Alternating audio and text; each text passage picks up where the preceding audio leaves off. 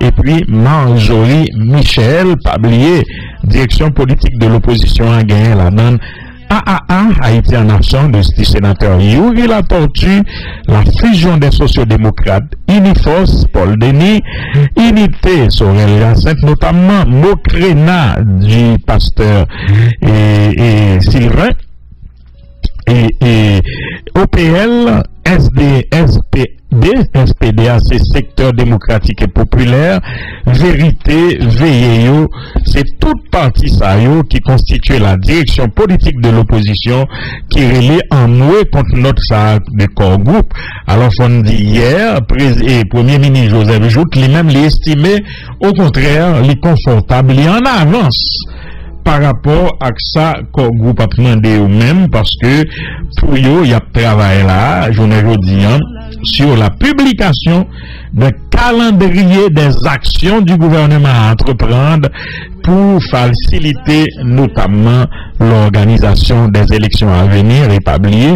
Le ministre de l'Intérieur avait annoncé aussi en milieu de semaine que l'année 2021 sera une année électorale et puis même conseil électoral provisoire ça que mon prend plaisir les créer électoral là yo même tout yo sorti tête yo mon pas de si yo existé toujours si yo là ça yo t'a réglé et ben yo sorti tête yo dans tout côté yo pour yo dire il y a travail son proposition de calendrier électoral vous connaissez depuis blanc parler tout le monde a souké corona tout yo et un projet de décret électoral. Pour qui pays, pour qui parti politique, pour qui société civile, nous pas connaissons. En tout cas, Blanc dit, il y a besoin d'élections faites, même côté, ouais, tout le monde a souké corps, même on CEP que nous te connaissons, qui semblait te fourrer tête li dans trou, et ben, li sorti pour le coup, il vient parler tout,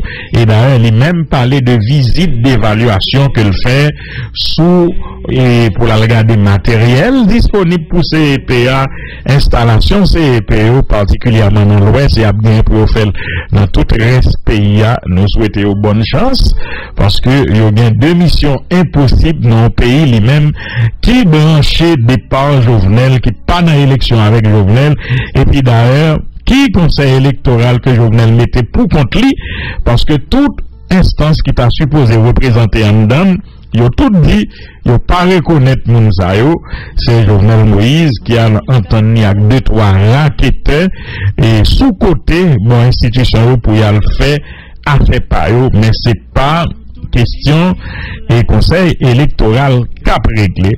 Toujours dans le chapitre réaction par rapport à notre corps groupe là, qui a parlé des élections, il y a le parti AKO qui dit le saisi pendant dans la presse qui Jean corps groupe a demandé pouvoir PHTK organiser élection en 2021 pressé pendant le pays à vivre une plus grosse crise dans l'histoire.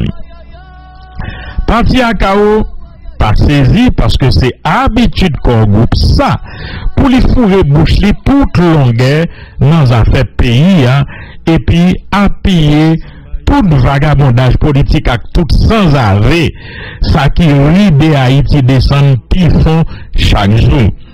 Parti AKO dénoncé position des graines gossi là peuple haïtien voyait jeter à toute force li déclaration corps groupe là une entité qui pas gain légitimité pour parler dans affaires pays.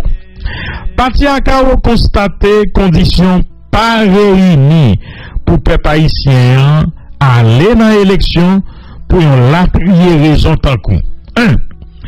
Président après Dieu faut les pouvoir monter dans tête li a décidé derrière de la loi et puis à complicité corps groupe là pour l'écraser constitution li sémenté pour respecter. 2. Pas gagner un conseil électoral qui montait régulièrement dans consensus selon règles éthiques à constitution 87 là. 3. 4 électoral d'analogue là pas inspiré aucun monde confiance. Li fait derrière de la loi et en pile secteur pensé, li fait partie d'un système président monté pour PHTK en famille à Calier fait d'appuyant sous élection yo. 4. Pas de loi électorale qui pour fixer règles jouettes là et constitution pas bail président droit pour faire décret. 5. Milice politique à gang armée pouvoir PHTK fédéré qui BINU a fait louange pour yo dans réunion Conseil Sécurité Nations Unies laïté koyo dans tout pays pendant intimidation politique, la pérèse, insécurité, kidnapping et massacre blaï dans tout raccoin pays. 6. Liberté ak la vie moun passé en bas pied chaque jour, pays prend en bas un groupe à tout fait avec un dictateur qui crasé, prend contrôle ou soit bridé toute institution. 7. Corruption gaillée dans l'État qui a vos ordres un président commission pour évaluer fraude si elle a demandé disqualifié dans l'élection 2015 et qui prend pouvoir avec un déficit de légitimité. 8.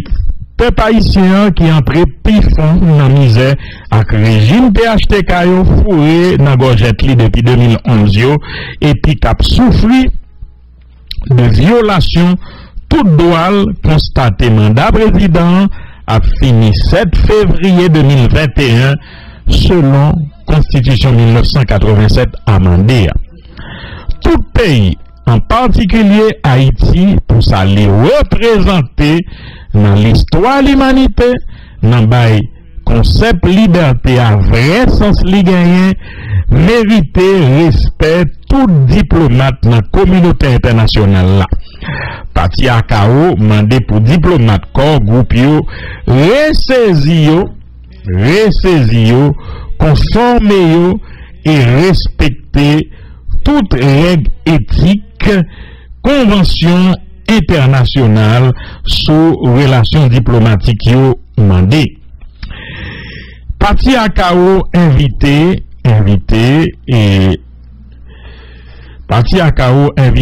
tout secteur dans le pays dans concertation avec dialogue pour joindre pressé puis bonne formule pour retirer pays dans dictature avec mal cité et puis défendre actif à conquête 7 février 1986. Vive Haïti, vive un pays grand monde, une société sans force côté. Port-au-Prince, jour qui 27 novembre 2020, pour partir à KO, Magali Komodeni, Juno Félix, qui signe notre style. Alors, toujours, sous réaction, gagné maître André Michel, dans un tweet, réaction par rapport à la déclaration corps groupe pour dire la position du corps groupe est chimérique. On ne peut parler d'élection dans un pays contrôlé par des gangs armés qui opèrent en toute impunité.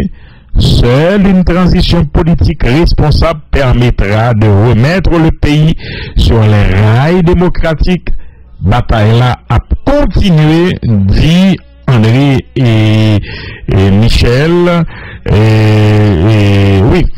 Dit André Michel qui tout apprend nous. 28 août là, jeudi, ça fait 3 mois déjà, 28 août 2020, 28 novembre 2020, 3 mois déjà, un sitting n'a pas organisé par les avocats de Port-au-Prince, jeudi samedi 28 août là à 9h30 AM sur le séparateur médian entre le Palais national et la Cour de cassation pour continuer d'exiger une commission d'enquête internationale indépendante sur l'assassinat du bâtonnier Montferrier d'Orval. Nous attendons toute presse là, il y a pas ni parce que l'activité ça a duré seulement 1 heure. Pendant 1 heure, les avocats du barreau de Port-au-Prince pral fait un sitting là sous champ de Mars entre Palais national et Cour cassation pour exiger que le président Jovenel Moïse dit Qui raison, ça le gain, ça le peut, qui fait le pas qu'à mettre en commission d'enquête indépendante internationale pour connaître et ça qui est passé. Et même André Michel Sarr, porte-parole du secteur démocratique et populaire, lui déclaré dans le journal Le Nouvelliste que les groupes armés constituent la principale branche sur laquelle est assis le pouvoir de Jovenel Moïse. Ça veut dire sans gagner armé par rien. Donc, le pouvoir de Jovenel Moïse aura des difficultés à traduire en justice Jimmy Cherizier, alias Barbecue, comme le demande le département d'État américain, car dit André Michel, le pouvoir a utilisé les groupes armés pour contrôler les quartiers populaires qui ont toujours été très impliqués dans la mobilisation antigouvernementale. La fédération des gangs est donc une manœuvre machiavélique du pouvoir pour casser la mobilisation antigouvernementale. Mais attention, on peut tout faire avec une épée, sauf s'asseoir dessus. Jovenel Moïse est donc pris dans son propre piège. La multiplication des groupes armés a compliqué la situation politique et commence à desservir le pouvoir sur le plan politique et diplomatique. C'est ça, André a ajouté, et indiqué avant l'ajouter. Il faut aussi rappeler que les groupes armés constituent la principale branche sur laquelle est assis le pouvoir de Jovenel Moïse. Nous avons remarqué et tout ça, c'est André Michel qui précisait que pas rien que mon café a pouvoir ça, puisque Jovenel Moïse lui-même, c'est sous gang yo li appuyé pour les chita et tout ça et que le voulait faire, c'est gang yo qui principal soutien Jovenel Moïse. Gagne l'église catholique qui hier yo sorti baga di nan silencieux mais au moins quelque temps que nous partons et yo c'est à l'occasion de la 133e assemblée ordinaire de la conférence épiscopale à la chapelle Sainte-Marie. Alors, on ne pas comprendre qui paraît incohérent dans le message de l'église là, n'a pas le tout. Côté, ils ont appelé à un consensus national et on dit au prêt pour jouer un rôle médiateur. Maintenant, dans le texte là, dans la déclaration au fait, ils ont dit qu'on a une insécurité programmée, bon banditisme programmé et pas qu'à gagner élection, il y a même encore dit, ça veut dire, si son banditisme programmé, si c'est ça gagne là, c'est pouvoir, comment des négociations possibles avec un pouvoir comme ça. En tout cas, à l'occasion de la 133e assemblée ordinaire de la conférence épiscopale à la chapelle Sainte-Marie, les évêques haïtiens se sont prononcés en faveur d'un véritable consensus en vue de sortir le pays de la crise. Pas quitter yo voler espérance nous n'amène. Ces messages ça évêques yo dans l'occasion on rencontre avec la presse hier vendredi. Ils appellent le pouvoir et les partis politiques à trouver une entente sur les grandes questions engageant la nation. Sur la question des élections, le cardinal Chibli Langlois estime qu'on ne peut pas parler d'élections dans un pays contrôlé par les gangs. Comment les candidats et les électeurs pourront se rendre aux urnes, se demande Chibli Langlois. Sur cette question, la position de l'Église catholique est ferme, précise-t-il. L'évêque de Hinche, quant à lui, Jean Desinor, aborde l'épineuse question d'une nouvelle constitution.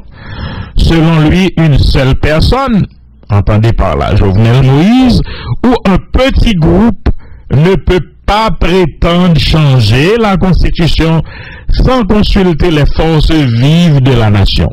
Là encore, les évêques des 10 diocèses sont clairs. Il faut un consensus. Monseigneur Pierre-André Dumas, qui récemment avait tenu des propos très acides à l'endroit des autorités à cause de leurs promesses non tenues, croit quant à lui qu'aucun sacrifice ne devrait être impossible pour les acteurs pour sortir le pays de l'abîme dans lequel il se trouve. Questionné sur la possibilité pour l'Église catholique de jouer un rôle médiateur dans la recherche d'une solution, le président de la conférence épiscopale, Monseigneur Launay Saturné, n'y voit pas d'inconvénient pourvu que, dit-il, les acteurs soient sincères. Dans son message, à l'occasion de la 133e session ordinaire de la CEH, les évêques annoncent 3 journées de prière les 5, 6 et 7 décembre 2020 pour la conversion et la délivrance. La conférence épiscopale espère que la Noël permettra de combattre la violence et l'insécurité qui s'abat sur le pays.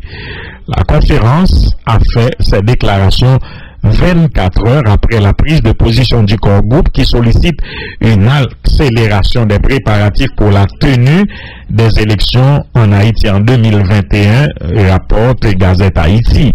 Alors, on dit que l'Église l'a dit que dans condition que le ouel là dans le pays a pas gagné moyen et pour nous aller dans l'élection, genre question pays ça y est là, et c'est pas nous seuls qui ouel, puisque nous même l'international là a parlé pratiquement même langage ça pour dire situation yo dans pays a son situation vraiment inacceptable qui pas inspiré et confiance du tout, qui pas inspiré confiance et qui pas nous garantit que pays ça gagne ou pas que le café avec gens de dirigeants et qui gagnent journée aujourd'hui dans le pays.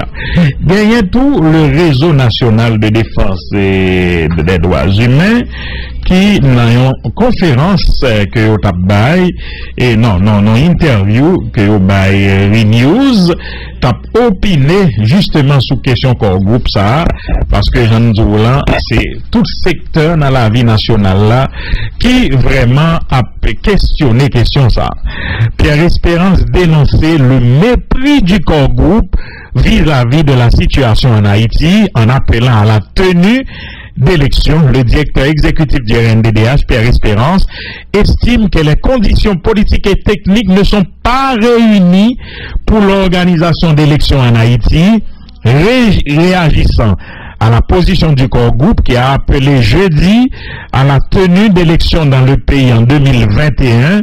M. Espérance a dénoncé le mépris dans la communauté internationale, a fait montre vis-à-vis de la situation globale du pays, notamment marquée par la détérioration de plus en plus grave du climat sécuritaire, la prolifération et la fédération des gangs ouvertement pro-pouvoir opérant en toute impunité, la violation systématique de la Constitution et des droits humains et l'indifférence affichée par le gouvernement par rapport à la détresse de la population. Demander aux Haïtiens d'aller aux élections dans le contexte actuel est une démarche cynique qui ne respecte pas le droit à la vie des Haïtiens qui tombent sous les balles assassines tous les jours dans le cadre d'une insécurité d'État, a déclaré Pierre Espérance lors de cette interview à News.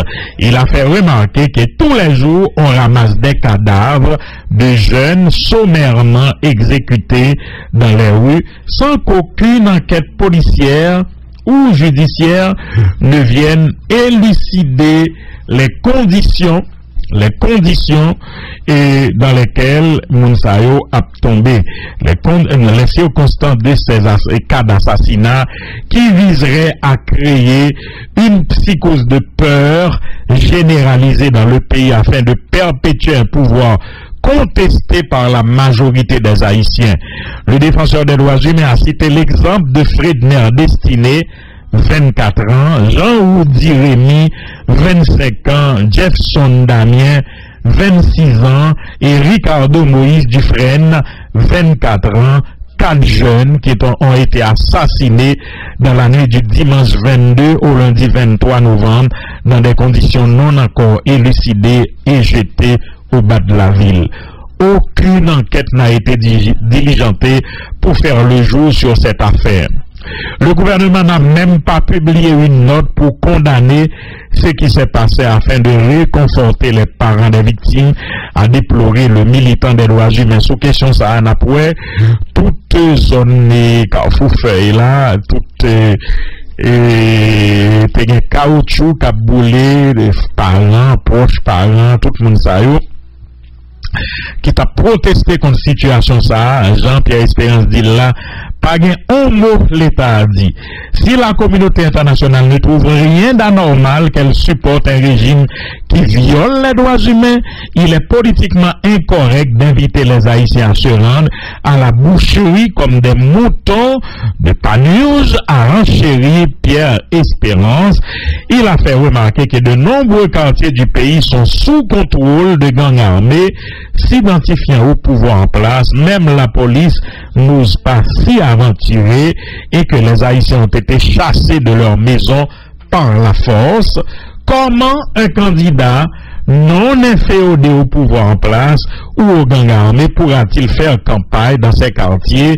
C'est interrogé Pierre Espérance. Selon M. Espérance, les élections ne sont pas possibles en Haïti sans le désarmement total et le démantèlement de tous les gangs armés qui pourrissent la vie des familles haïtiennes, ni sans avoir identifié tous les électeurs potentiels à travers le pays pour mettre à jour, dans le cadre d'un processus transparent, les listes électorales. À 2 mois de la fin du mandat constitutionnel du président Jovenel Moïse le 7 février 2021, le corps groupe, une sorte de syndicat d'ambassadeurs qui lui est toujours fidèle, a appelé hier à la tenue d'élections dans le pays l'an prochain, espérant que l'année 2021 sera celle du renouveau démocratique pour Haïti. Un diplomate caraïbéen, nous parlons sous ça, Ronald Sanders d'Antigua et Barbuda, a lui aussi exprimé ses préoccupations par rapport aux violations des droits de l'homme et de la constitution haïtienne, au climat d'insécurité et à l'hypocrisie des États-Unis et de l'OEA dans le dossier d'Haïti. Justement, la Congrès, en plus de Congrès, la Congresswoman et un Congresswoman Wilson et Frederica Wilson qui dit toujours préoccupé par la position ambiguë de l'administration Trump dans la crise haïtienne. Donc c'est toutes ces des réactions de l'international qui sentit que yo pas comprendre et gens que les autorités américaines a traité dossier Haïti puisque ils fait comme si les amis d'Haïti ces amis pouvoir Jovenel Moïse, mais peuple haïtien qui a coupé en bas une insécurité grandissante, en bas une misère, en bas une insécurité programmée, ils pas comprendre. Alors j'en ai dit tout à l'heure, il y a Ronald Sanders qui dit scandalisé par les violations des droits humains et l'hypocrisie des États-Unis et de l'OEA dans le dossier d'Haïti.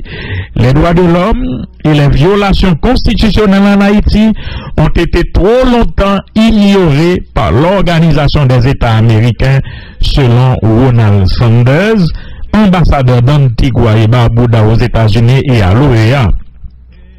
La communauté des Caraïbes, CARICOM, a également évité de traiter des questions politiques incendiaires en Haïti. Dans une tribune publiée dans The Caribbean News Global, en date du 26 novembre 2020, qui dénonce l'hypocrisie des États-Unis et de l'OEA dans le dossier d'Haïti, on a fait remarquer que pendant ce temps, de plus en plus de souffrances s'accumulent sur les pauvres d'Haïti, dont le nombre de cadavres dû à la malnutrition et à la violence organisée ne cesse de croître.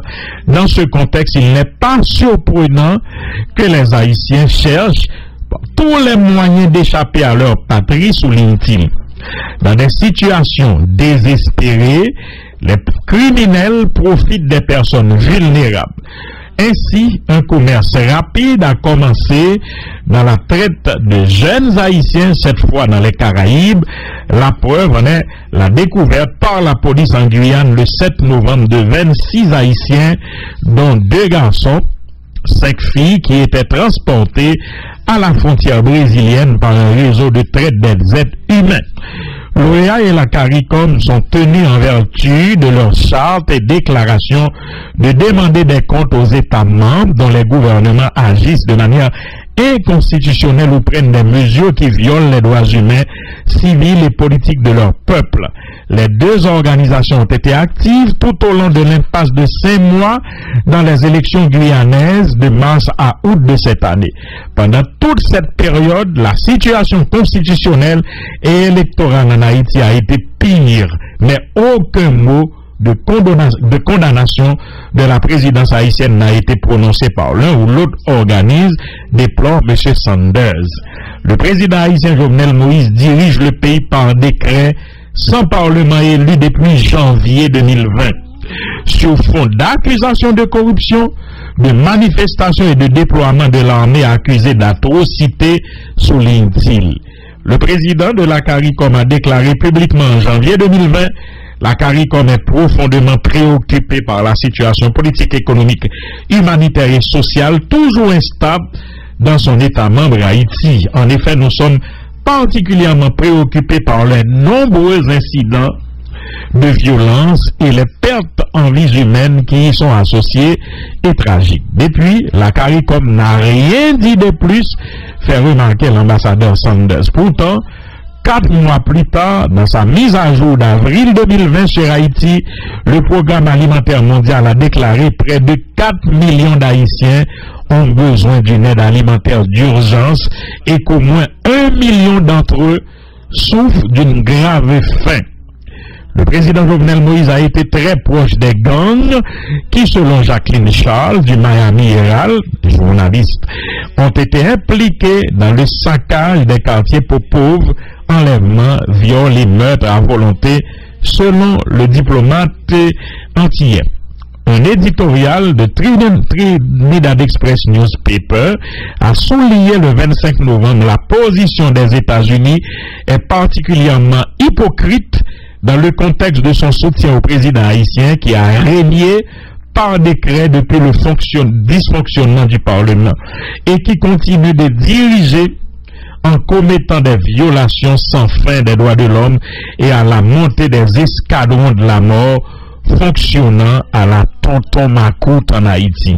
Il est bien connu à l'OEA que c'est le gouvernement américain qui est principalement derrière l'inaction de l'organisation par rapport à la situation en Haïti, dont le secrétaire général Luis Almagro a été actif en appelant d'autres pays, en particulier le Venezuela et le Nicaragua sur le droit de l'homme. L'ambassadeur Sanders dit que tout mon OEA ni dans CARICOM yo connaît, c'est États-Unis qui fait pas dire un mot dans violation qu'a fait en Haïti, violation de droit monde, président Jovenel qu'a accompagné, qu'a encouragé gang, mais il pas dit rien parce que il peur États-Unis, c'est sous instigation États-Unis de l'organisation ça yo agit comme ça. Il disait même Luis Almagro ça qu'a bail pression au Venezuela et Nicaragua pour droits de l'homme, et puis il fait même yeux sous Haïti. C'est ça l'ambassadeur a dit, qui dit que les États-Unis et le groupe de Lima des pays de l'OEA dépendaient beaucoup du vote d'Haïti pour obtenir la majorité absolue nécessaire pour gagner l'adoption de résolutions controversées contre les gouvernements vénézuéliens et nicaraguayens. Son antillais dit ça. Il dit aux États-Unis avec groupe Lima et il était compté en pile sur vote Haïti que rejoignent évidemment parce que Haïti c'est ça, États-Unis dit le fait et puis pour y aller qui ça, pour y aller prendre des résolutions controversées contre Venezuela, contre Nicaragua. Par conséquent, la souffrance des pauvres d'Haïti est ignorée, fait remarquer M. Sanders, que ce soit par hasard ou par coopération, poursuit-il, le même jour, le 29 octobre, le sous-secrétaire d'État américain David Hale et le secrétaire général Al Mago ont exhorté Moïse à organiser des élections législatives anticipées dès que possible. M. Moïse les a ignorées, continuant à fonctionner avec un pouvoir sans entrave, y compris en faisant des nominations de proches loyalistes à des postes clés en violation de la Constitution qui exige que ces nominations soient approuvées par le Sénat. Récemment, il a nommé le commandant des forces armées, le chef de la police, le gouverneur de la Banque centrale et le président de la Banque nationale de crédit. Les titulaires de ces fonctions ont tous été nommés sans avoir été ratifiés par le Sénat conformément à la Constitution. Par conséquent, ils ne sont pas investis de l'indépendance administrative et financière nécessaire à l'exercice de leurs fonctions comme le garantit la Constitution. Ce sont des instruments du président vulnérables à ses seuls dictats, révèle le diplomate qui vraiment suit Bagayo ici.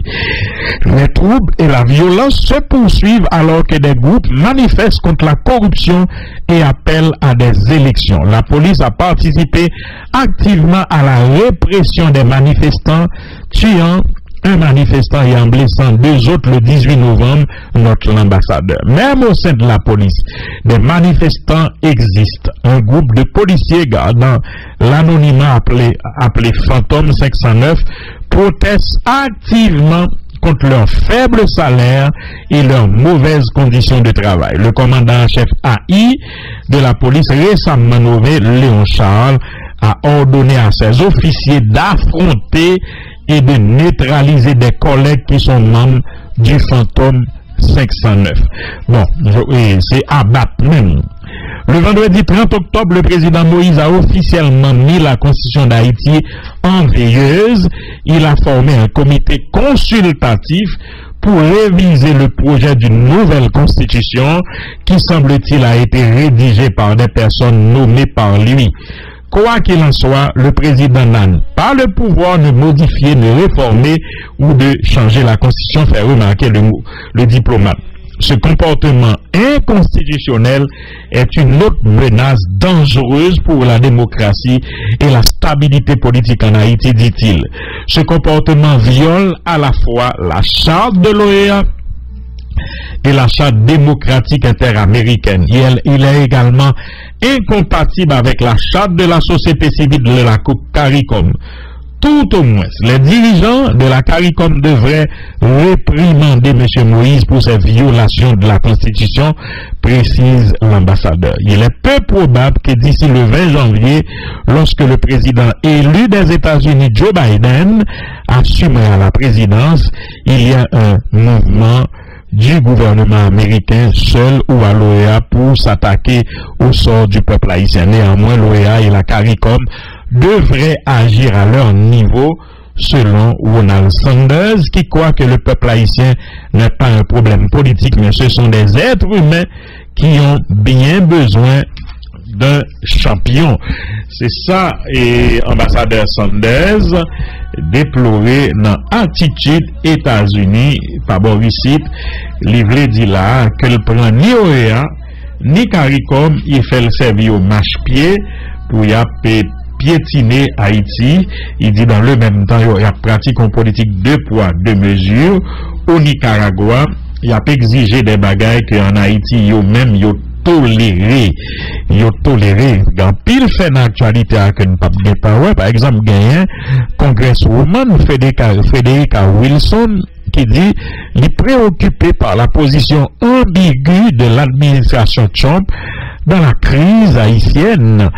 En réponse à la lettre du 17 novembre qui a été adressée par Ryan Cadal, secrétaire adjoint par intérim au bureau des affaires législatives au département d'État américain, la députée du 24 de la Floride, du district 24 de la Floride, Frederica Wilson, continue d'exprimer ses préoccupations par rapport à la situation par rapport à la dégradation de la situation en Haïti et la position ambiguë de l'administration Trump dans la crise haïtienne.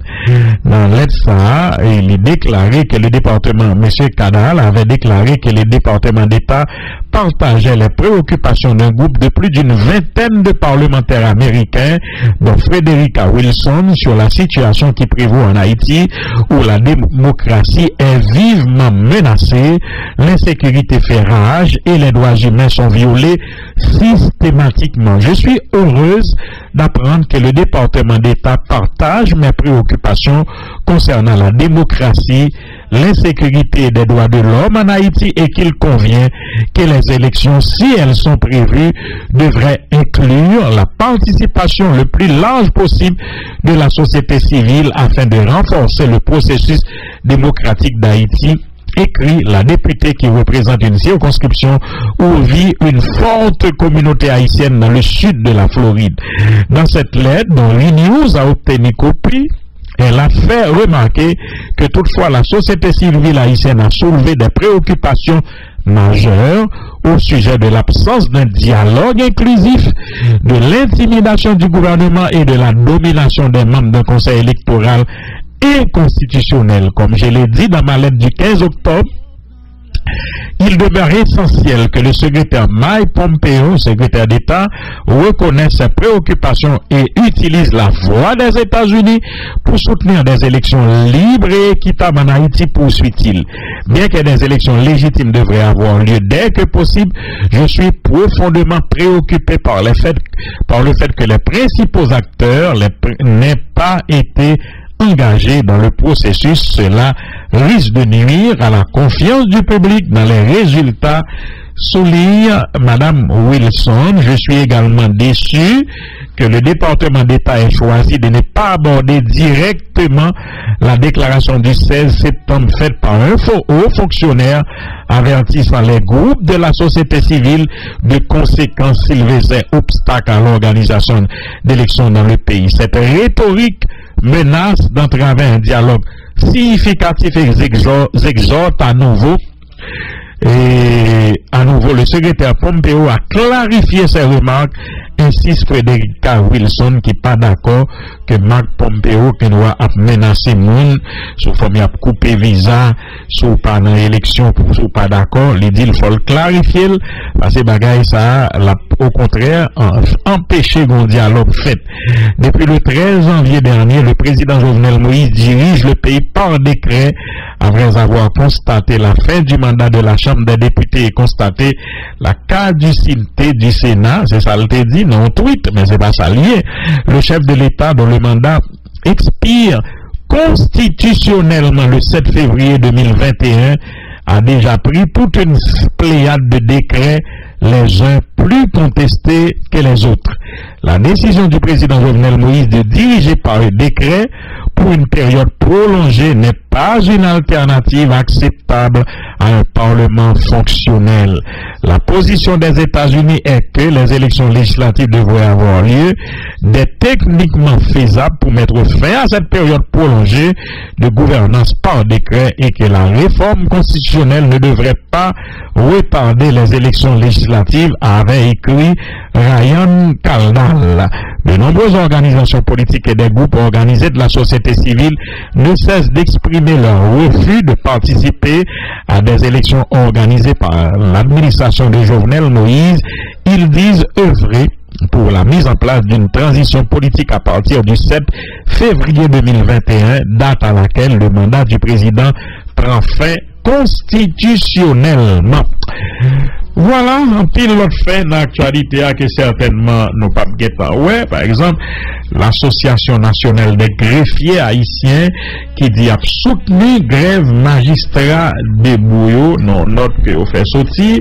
D'ailleurs, il y a pile organisation qui dit ils ont déjà disposé pour supporter un réseau national des magistrats haïtiens tout qui appuie la grève des parquetiers. Donc n'a gagné pour nous venir sous sujet ça en détail.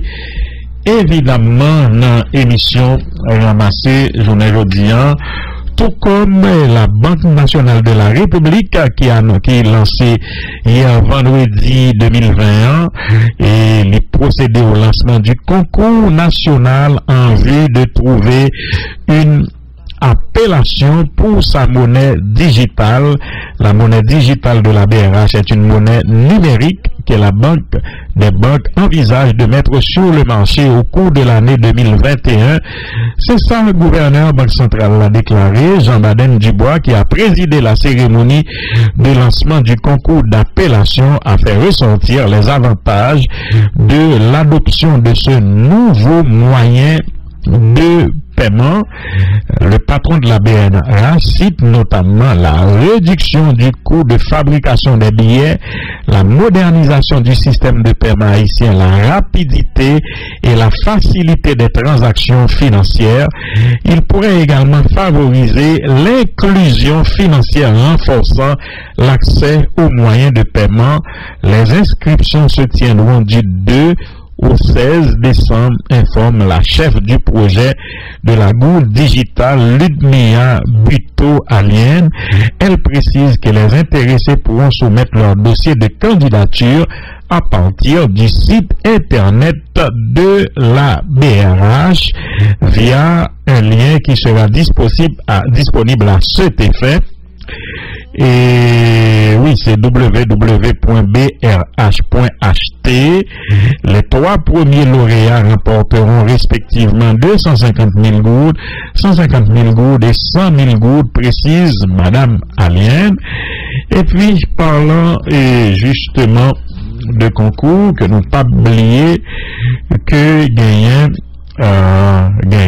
et Toutouni qui lui-même tout lancé yon et concours et Lorensky et j'ai dit que n'a tourné sous détail tout à l'heure Toutouni et qui gagnait et deux monsieur ou qu'on est les frères comme les frères si à moi qui dit à savoir Joshmi Jean-Baptiste et Pascal Adrien, il dit qu'il est porté à l'attention de la presse nationale, presse parlée, écrite, télévisée et en ligne, que le mouvement national pour la transparence ci-devant Toutouni lance un concours national de production écrite en prélude à son lancement officiel qui se fera en décembre 2020. En effet, comme ce fut le cas pour la Dessalinienne, l'hymne officiel du mouvement national pour la transparence sera adopté au terme d'une saine émulation dont toutes les modalités de la tenue seront rendues publiques incessamment sur tous les comptes du mouvement sur les différents réseaux sociaux. Entre-temps, convaincu qu'il est temps de renouer avec l'essence de la politique qui ne peut guère se passer de certains symboles, le mouvement national pour la transparence ci-devant Toutouni est fier d'inviter tous les paroliers haïtiens et toutes les parolières haïtiennes à se faire valoir en rédigeant un hymne inspirant qui passera à la postérité après avoir motivé les générations du présent à construire une société avec plus de transparence dans la gestion de la chose publique et sans exclusion sociale et économique. Pour authentification, Joshmi Jean-Baptiste et Pascal Adrien. Merci. Merci de votre fidélité à Espace Silla et merci à Zaminou, invité qui est là déjà. Et Silla yo qui a fait diligence pour y arriver tout de suite en studio de manière à ce que l'émission ramassée et pas perdu temps du tout. Merci à tout le monde et qui t'est accordé nous et titan ça et titan et de présentiel et puis nous pas oublier tout jeudi télé merci à Lorensky qui rappelait que émission ramasser ça tout les radios télévisées ça nous pas oublier sous live là tout oui merci